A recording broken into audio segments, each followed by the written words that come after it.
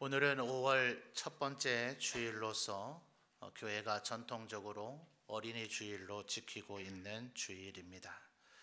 아마도 어제 5일이 어린이날이라서 여러분의 가정에서 또 사랑하는 자녀들을 축복하는 그런 시간들이 아마 있었으리라 생각이 되어집니다.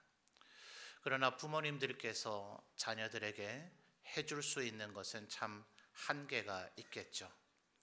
꼭 비싼 장난감이 좋은 것은 아니겠습니다만은 저희 자녀들이 이제 초등학교는 다 벗어나서 이제는 더 이상 어린이날이다 그런 얘기는 안 하더라고요. 근데 아주 어릴 때에 대형 이제 할인 매장들 같은 데 갔다가 장난감 코너 앞을 갔다가 아주 곤욕을 치른 적이 있습니다. 애가 그 앞에 서서 꼼짝을 안 해요. 갖고 싶다는 거죠. 근데 저는 그 가격 보고 깜짝 놀랐어요. 애들 장난감이 10만 원입니다. 안 놀라시네요? 다 가정에서 수십만 원짜리 사주시나 보죠? 몇 년 지나니까 막 40만 원, 50만 원. 이게 애들 장난감이에요. 그래서 제가 세상이 이렇게 변했는가 이런 생각을 해볼 때가 있었는데, 우리 부모님들이 자녀들에게 무엇까지 해주실 수 있겠습니까? 또 그것을 다 해준다 한들 그것이 아이들에게 과연 정말 좋은 것이 되겠습니까? 오늘 우리가 말씀을 통해서 우리의 자녀들을 어떻게 키우면 좋을까? 또 우리 자녀들에게 무엇을 해주는 것이 좋을까? 다시 한번 생각하고 깨달으며 결단하시는 그런 시간이 되었으면 좋겠습니다.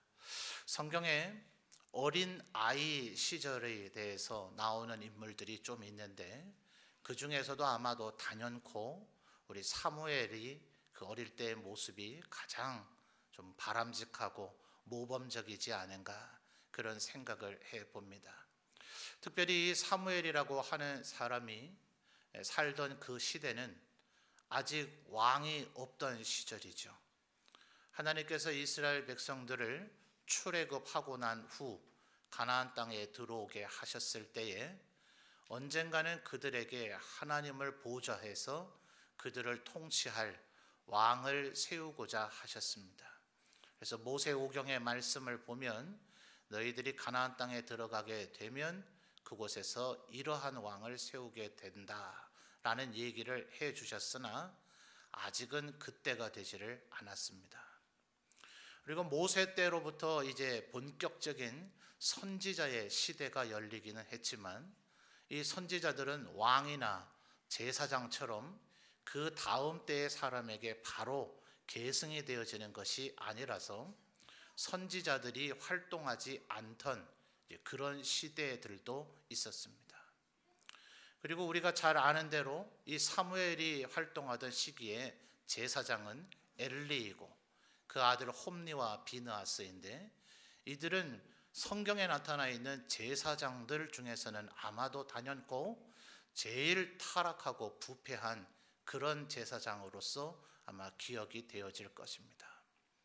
그러니 이 아이 사무엘이 하나님 앞에 이제 쓰임을 받기 시작하게 될 때에 왕은 아니나 선지자이기는 했으나 거의 왕과 방불한 왕으로 또 혹은 선지자로 또 일정 부분은 제사까지도 대행하게 되는 제사장의 역할까지도 겸하게 되어지는, 정말 이스라엘에서 모세와 다윗의 견주어도 조금도 부족함이 없는 큰 지도자로서 하나님 앞에 세움을 입게 되어집니다. 여러분, 다윗이라고 하는 그 위대한 왕도 30살이 되었을 때 비로소 유다 지파만의 왕이 되고 7년 정도의 내전을 치르고 난 후 37, 8 이렇게 30대 후반이 돼서야 비로소 이스라엘 전체의 왕으로서 인정을 받게 됩니다. 모세도 자신의 그 120년의 생애 가운데 80세가 되었을 때 비로소 이스라엘 백성들을 이끄는 선지자로서 세움을 입게 됩니다. 그러나 이 사무엘은 어릴 때부터 그의 말이 땅바닥에 떨어지지 않았다. 그의 말 한마디 한마디가 사람들에게 영향을 미쳤고 존중을 받았다. 아주 한 사람의 인생을 놓고 볼 때에 이보다 더 모범적이고 모델이 될 만한 그런 삶이 있을 수 있을까 싶을 정도의 그런 삶을 살았던 사람이 바로 사무엘입니다. 그래서 오늘 이 시간 우리들이 말씀을 통해서 어떻게 하면 우리도 우리의 자녀들을 사무엘처럼 키울 수 있을까 말씀 속에서 한번 생각해보고 묵상해보시는 그런 시간이 되시기를 바랍니다.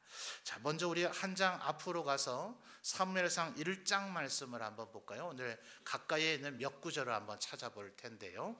사무엘상 1장 20절 말씀을 같이 한번 보겠습니다. 자, 같이 한번 1장 20절 읽어보겠습니다. 시작.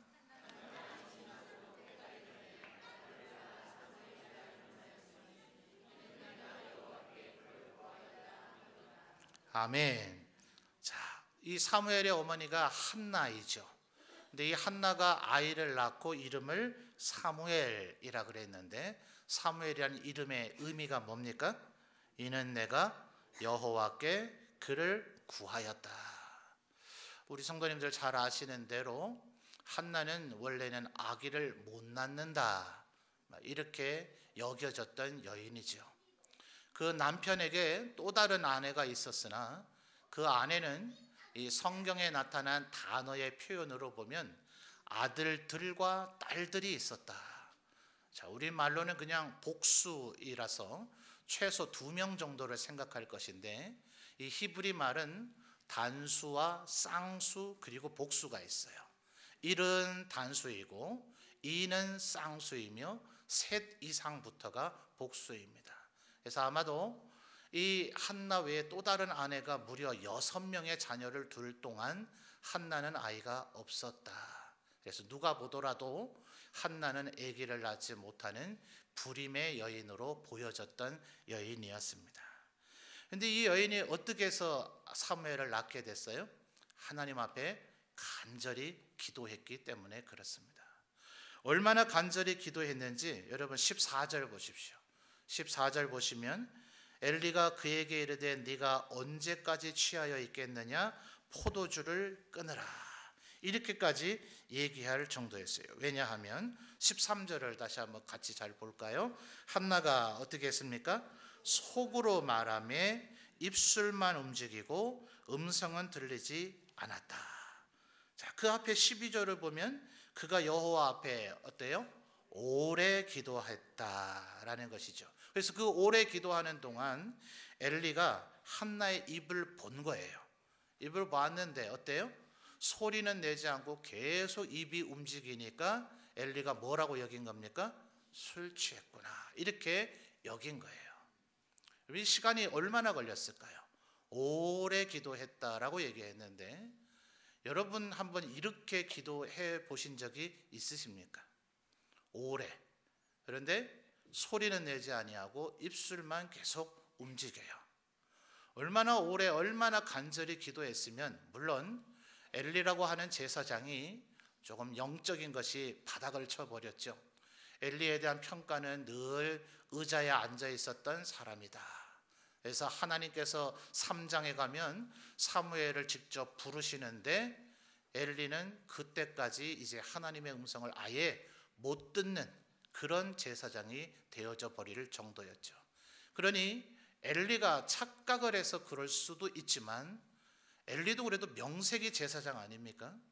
그래서 한나가 내가 술을 취한 것이 아니라 하나님께 내가 애통한 마음을 아뢰고 자녀를 얻기를 원해서 그렇다 이렇게 얘기할 때에 17절을 보시면 엘리가 대답하되 1장 17절입니다. 뭐라 그래요?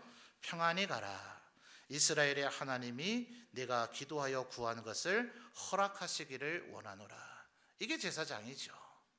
그러니까 여러분 엘리가 참 평가한다면 참 바람직하지 않은 좀 형편없는 제사장인 것은 틀림이 없습니다.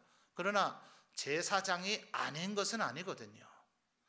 제사장이 기도하는 이들을 한두 명 보았겠느냐고요. 오죽하면 기도하는 여인을 술 마셔서 취한 상태로 착각하는 일이 그렇게 쉽사리 이루어지겠냐고요. 제정신이 아니고서야 기도하러 온 사람을 그렇게 말할 수 있겠냐고요. 이것은 엘리 쪽에도 분명히 분별하지 못한 문제가 있기는 하나 한나라고 하는 여인이 그렇게 여겨질 정도의 오랜 시간에 간절한 흔들리지 않는 기도가 하나님 보좌를 흔들어 놓을 정도의 기도가 있었더라 하는 겁니다. 우리 성도님들도 간혹 이렇게 기도하는 모습들을 제가 뵐 때가 있습니다. 우리 성도님들의 보편적인 것은 새벽에 그렇게 큰 소리를 잘 내지를 않으시죠.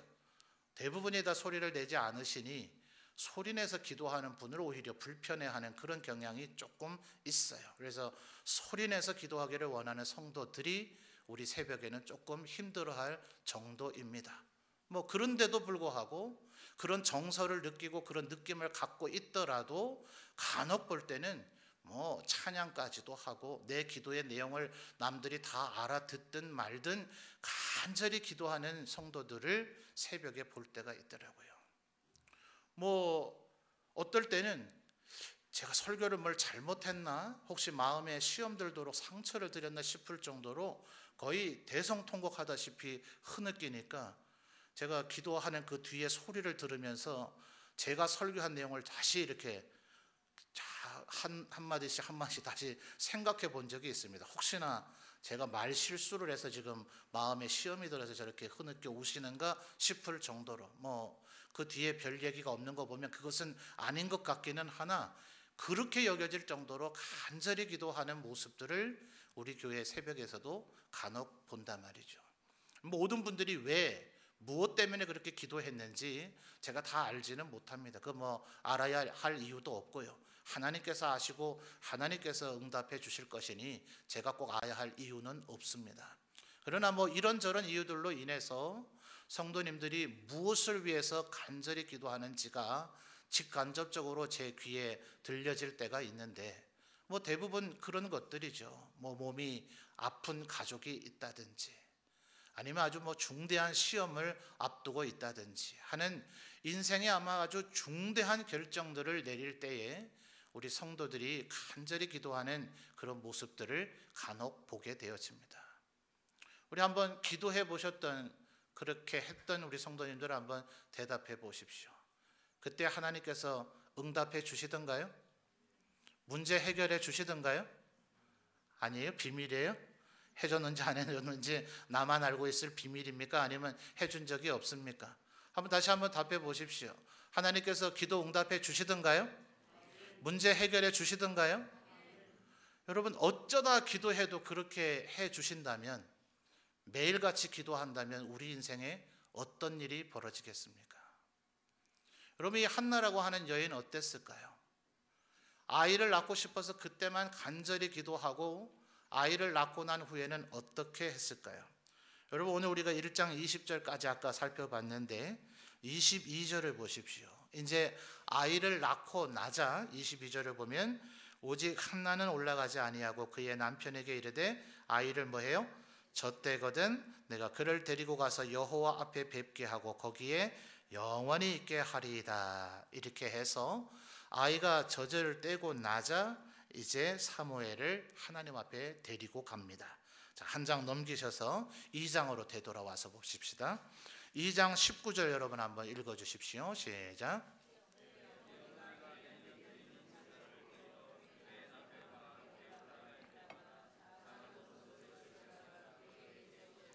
아멘.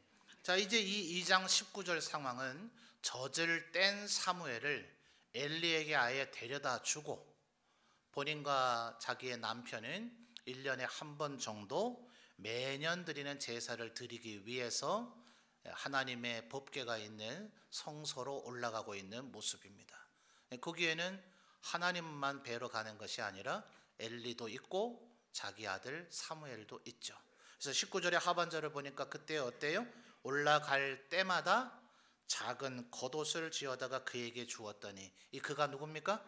사무엘이죠. 여러분, 오늘날이야 혹시 이 자리에 계신 분들 가운데 재봉이나 봉제 기술이 있으신 분들이 간혹 혹 이렇게 본인들의 옷을 만들어 보신 적이 있는가 모르겠습니다. 요즘이야 재봉틀 같은 그런 기계들도 아주 잘 나와 있고 각종 색깔의 옷감들 구할 수 있고 뭐 부속 액세서리 같은 것들도 얼마든지 구해서 뭐 제 아내나 제 가족들 가운데도 옷을 만들 줄 아는 이들이 있어서 그 만드는 과정을 제가 옆에서 이렇게 지켜본 적이 있습니다. 뭐 그렇게 오랜 세월이 걸리지는 않더라고요. 근데 여러분, 우리나라 이 대한민국을 지금 우리가 살고 있는데 이 전 세대인 조선 시대만 하더라도 가정에서 뭐 해야 됩니까? 실도 만들어야 되고 천도 만들어야 되던 시절이 바로 뭐 얼마 전이지 않습니까? 그러면 수천 년 전에 지금 이때의 작은 겉옷입니다. 에봇을 사무엘이 어릴 때부터 입었어요. 일종의 속옷의 기능이기도 하지만 하얀 옷이라서 성결한 제사장과 레위인들이 입는 상징적인 옷입니다. 근데 그 겉에 입을 겉옷이라면 이것은 그렇게 간단한 옷은 아니거든요. 근데 이 옷을 만든다면 시간이 짧게 걸렸을까요? 많이 걸렸을까요?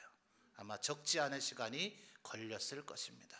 뭐 보름인지 한 달인지 두어 달인지 모르지만 이 어머니가 이 옷을 지을 때 어떻게 했을까요?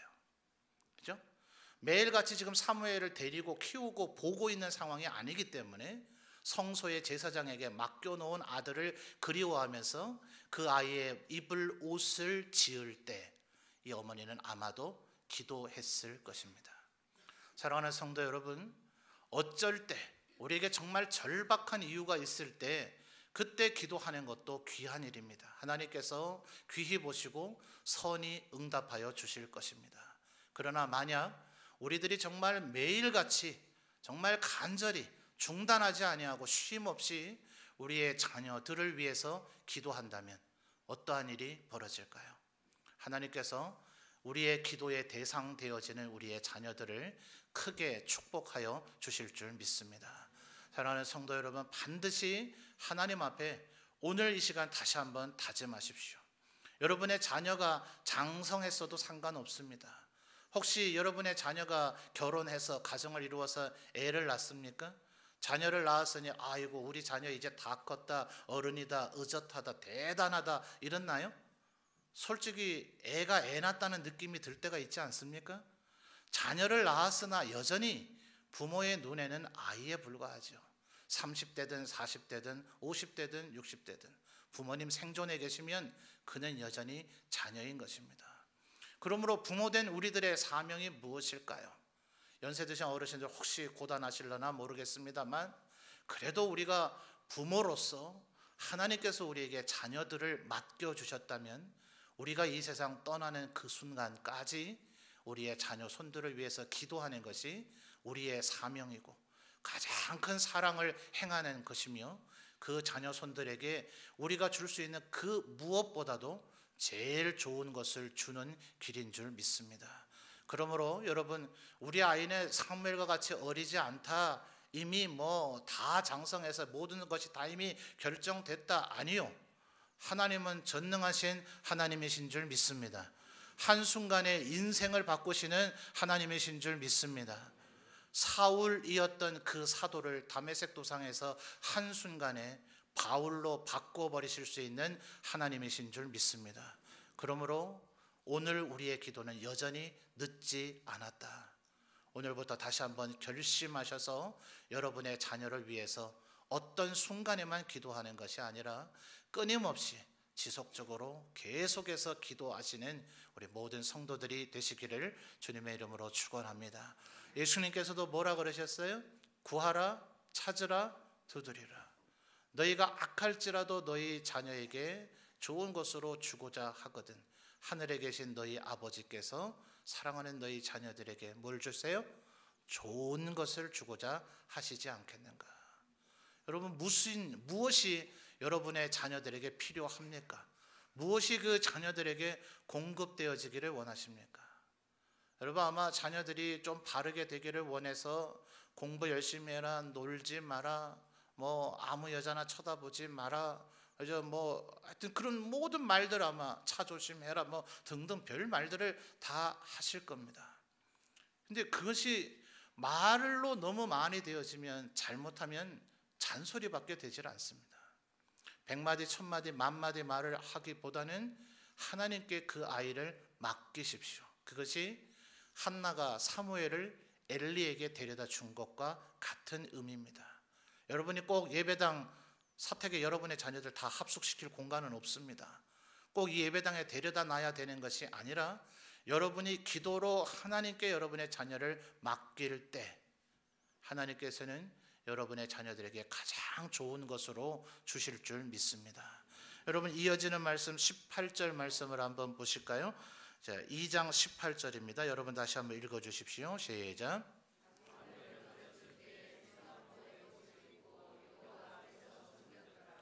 아멘. 자, 두 번째는 18절 하반절에 보니까 여호와 앞에서 뭐 했다고요? 섬겼더라. 그렇죠? 여러분, 우리 교회가 지금 중층에 모자실이 있잖아요, 그렇죠? 그래서 이 모자실이 우리 자녀들이 많이 태어나기도 하고 또 어린 자녀들이 있는 분들이 등록도 하고 해서 저 모자실이 결국은 비좁아져서 우리가 유치부실에 이 스크린처럼 이 예배드리는 광경을 볼 수 있는 그런 TV를 설치도 했다가 이제는 일부 예배를 아예 시작을 해서 아예 유치부와 유년부가 이 시간에 아예 예배를 드리도록 그렇게 지금 하고 있죠. 그러다 보니 지금 모자실에도 그렇게 많은 인원이 있지는 않습니다. 그래서 이제는 거의 그런 일이 없습니다만 아까 일부 예배 때도 또 오늘 2부 예배 때도 조금 아이의 소리가 이렇게 나는 것은 어쩌면 저는 이런 일이 있을 때마다 하나님께서 너희들이 지금 어린이 주일이다 하면서 예배를 드리고 있는데 정말 어린아이들을 소중히 여기는가 하는 것을 우리에게 테스트해 보시는 것이 아닌가, 이제 그런 생각이 듭니다. 우리가 전도에 대해서 굉장히 집중하면서 전도합시다 이럴 때에 좀 이렇게 아직 신앙이 전혀 없는, 때로는 약주를 드시고 예배드리러 오신다든지 전혀 아직 신앙이 없어서 이 예배드린 공간에서 뭘 어떻게 해야 되는지를 잘 몰라서 본의 아니게 약간 소란스러운 일을 하는 일들이 가끔씩 우리 교회에 오게 되는 것은 어쩌면 너희들이 전도를 하겠다고 그렇게 지금 부르짖고 기도하고 서로 마음을 모으고 있는데 내가 보낸 영혼을 너희들이 얼마나 사랑으로 품을 수 있느냐라는 것을 테스트하는 것이 아닌가 하는 그런 느낌이 들 때가 있습니다. 여러분, 사실 우리들이 하나님 앞에 정숙한 이런 마음으로 그렇게 하나님 앞에 경건하게 예배 드려야 되기는 하나, 이제 어린 아이들이 혹시 자기 하고 싶은 얘기도 하고 그럴 때 거기에 너무 그렇게 신경 쓰지 않으셨으면 좋겠어요. 오히려 여러분만 저를 잘 집중해서 설교를 들으면 되는 것이지 여러분들이 그 아이를 이렇게 조용히 시키려고 하는 시도가 그 시도를 하는 분 외에 또 다른 분들이 그분들을 보게 되는 더 악순환이 이제 시작이 되어집니다. 저희 선친께서도 이제 목회를 하시면서 원래부터 이거 설교 원고에 있는 겁니다. 오늘 어떤 일이 있어서 그러는 건 아닙니다. 혹시 가족분들 오해 없이 들으시기를 바라요. 저희 선친께서도 이런 얘기를 많이 하셨어요. 아이들이 움직일 때 절대로 뭐라 하지 마라. 왜냐? 아이가 만약 움직이지 않고 있으면 그 필시 병든 거라는 거죠. 예. 분명히 병이 들어서 지금 병원 가야 될 상태인 거지 아이는 조금 왕성하게 움직이거나 자기의 말을 하거나 뭔가 의사 표현을 하려고 하는 성향을 가질 수밖에 없다. 이제 그런 말씀을 하셨던 것을 제가 늘 이제 귀담아 두고 있습니다. 제가 담임 목회하면서 우리 교회 와서는 아직 그런 일은 없었는데 과거에 부교육자 시절에 이 강대상을 통과한 아이가 한 3번 정도를 제가 목격을 했습니다. 이 중앙복도를 통해서 애가 나오기 시작하는데 아마 아이가 여기까지 올라오리라고는 어머니도 전혀 예상치 못했겠죠. 어머니 얼굴이 막 새하얗게 했는데 이렇게 우리가 예배당이 긴 구조의 예배당은 아니었고요. 이쪽 편에서 이쪽 뒤로 이 공간이 우리 강대상은 꽤 넓지 않습니까? 근데 대부분의 교회 강대상은 이 중간 공간이 의자와 제가 서 있는 위치가 그렇게 넓지는 않죠. 정말 채 1초가 걸리지 않았어요. 얼마나 순식간에 지나갔는지. 대부분의 아이들은 그렇지 않잖아요. 여러분, 우리들이 어쩌면 우리들은 마음속으로 온 이 머리의 생각이 온데 사방을 헤매고 있으면서 조금 말하고 있는 아이를 그렇게 나무라게 생각할 이유가 저는 없다 생각을 합니다. 그런데 말입니다. 주님께서 우리들이 이렇게 자녀들을 사랑하는 마음으로 대하라고 하셨어요. 근데 균형선은 있어야 되거든요. 균형선은. 우리의 이 가정에서도 이렇게 신방을 가보게 되면 어떤 댁의 아이는 예배 마치고 나니까 제 무릎에 와서 덜렁 앉더라고요. 제가 너무나 행복했어요.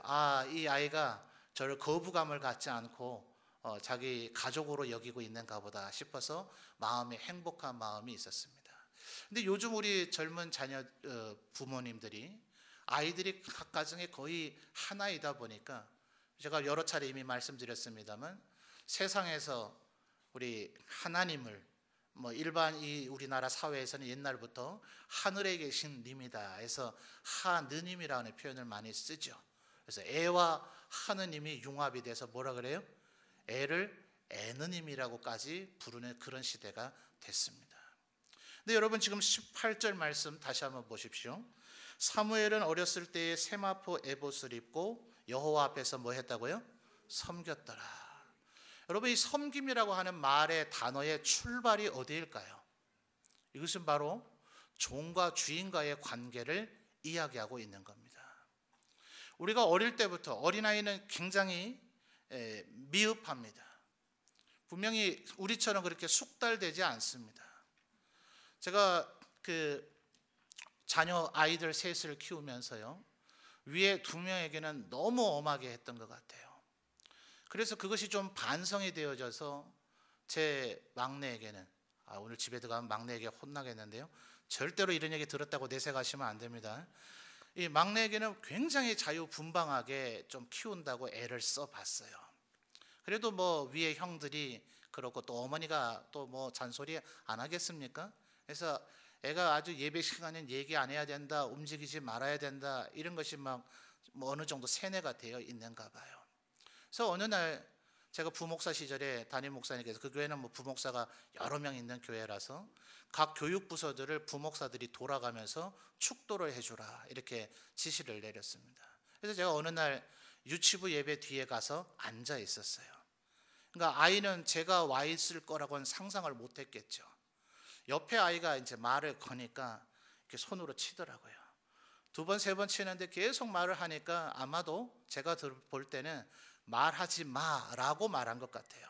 근데 어쨌든 우리 아이도 이 말을 했죠. 그래서 집에 와서 이제 저녁에 막내에게, 야, 내가 오늘 유치부 예배 시간에 갔는지 모르지 너 예배 시간에 결국 말하더라. 저는 그냥 웃자고 한 얘기였어요. 근데 그 다음 주에 이 아이가 예배를 드리면서 바지에 오줌을 쌌습니다. 그러니까 아마 아버지가 또 와 있는가 아닌가라는 두려움이 있었는가 봐요. 여러분, 우리가 자녀들을 너무 이 예배 시간에 우리 어른들의 수준, 어른들의 시각으로 움직이면 안 돼, 말하면 안 돼, 그래야 바른 예배 시간이야? 아니요. 여러분은 어떠세요? 여러분의 마음은 지금 하나님 앞에 전심이라고 하는 주제로 우리 4월 달에 한번 말씀을 나눠봤는데요. 전심, 우리의 마음을 다하고 뜻을 다하고 힘을 다하여서 주 너의 하나님을 사랑하라. 예배도 그래야 된다. 우리의 모든 마음이 주님께 드려져야 된다. 여러분, 이 예배당 들어오신 순간부터 지금 이 순간까지 전혀 다른 생각하지 아니하고 오직 하나님께만 지금 경배하고 예배하고 있습니까? 사실 그렇지 않죠. 모두 다 그렇지 않지는 않으실 겁니다만, 우리의 마음이 비록 내가 소리를 내고 있지는 않을지라도 우리의 내면까지 꿰뚫어 보시는 하나님 앞에 그 아이보다 예배의 자세로서 우리가 과연 좋은 점수를 얻을 자신은 있으시냐 이 말이에요. 그러나 제가 분명히 지금 말씀드리고 싶은 것은 18절 하반절에 예배는 뭐라는 거죠? 섬깁니다.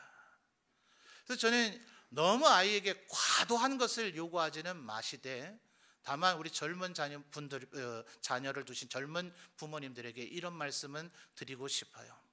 요즘은 저만 이런 자세를 갖고 있는 것이 아니라 대부분의 젊은 목회자들이 아이를 사랑해야 된다, 예수님께서 그러셨다, 심지어 세상의 교육학 조사도 거의 자유방임에 가까운 인권을 존중한다 할지요, 사람이 자발성을 가지고서 자신의 모든 것을 할 수 있다는 생각으로 좀 기울어져 있는 형편인 것 같습니다.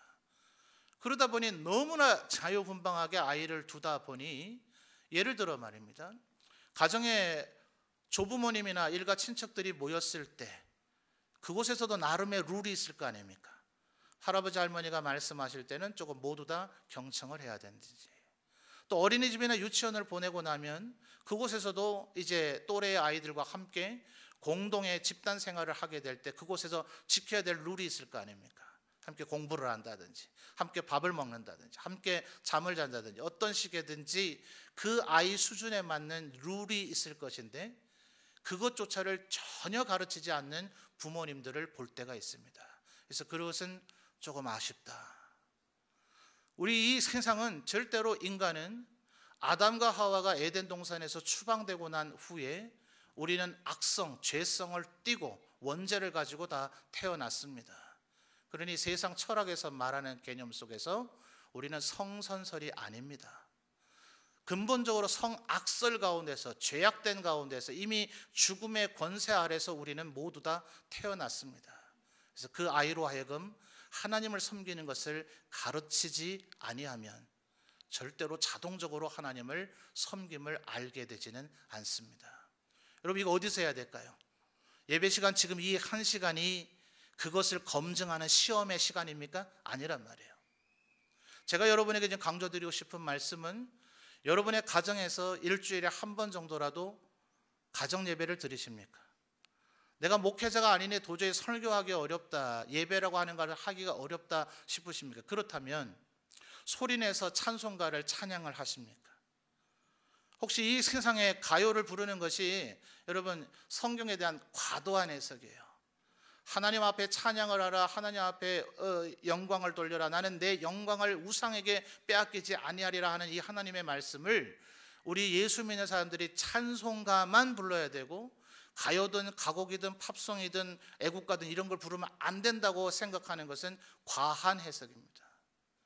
하나님 앞에 영광을 돌리라는 얘기예요. 하나님께만.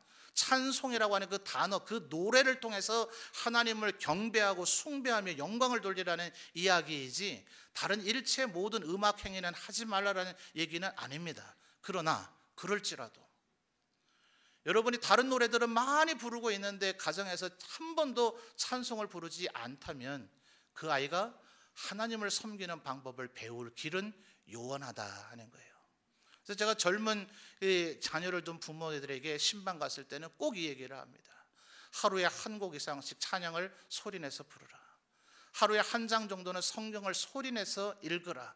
그것이 그 아이로 하여금 하나님을 섬기는 것을 배우게 만들 것이다 하는 거예요. 여러분, 한 구절 더 읽어볼까요? 21절 말씀입니다. 2장 21절 여러분 읽어주세요. 시작.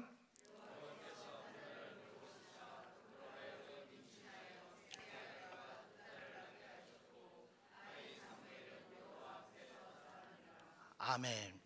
자, 18절에 이미 섬겼더라라는 말이 나오는데 여기서 잘하더라라는 얘기가 나오죠. 이것은 하나님의 말씀을 순종하는 삶을 배워나가는 것을 이야기합니다. 쉬운 예를 들어볼까요?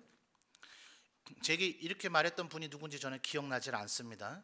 저거 지금 나를 생각하고 하시는 말씀이니까 절대 이렇게 여기지 말아 주십시오. 저도 그런 일을 했던 우가 있습니다.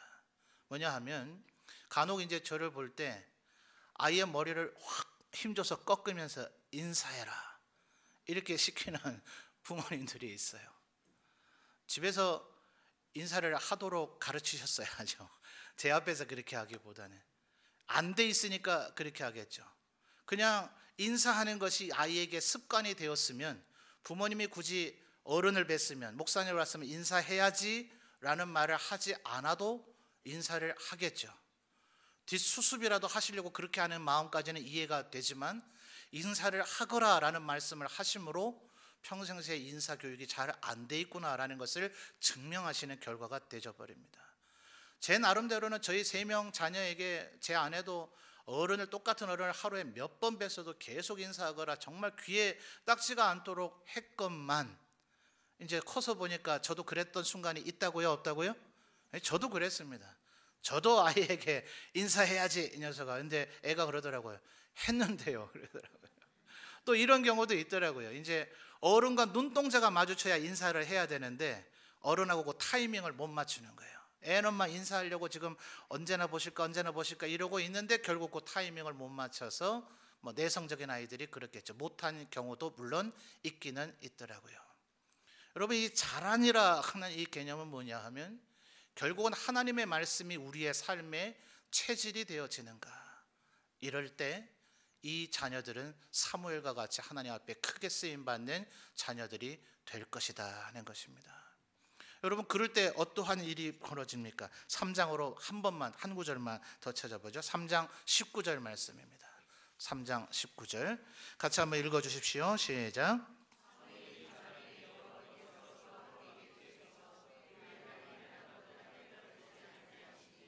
아멘.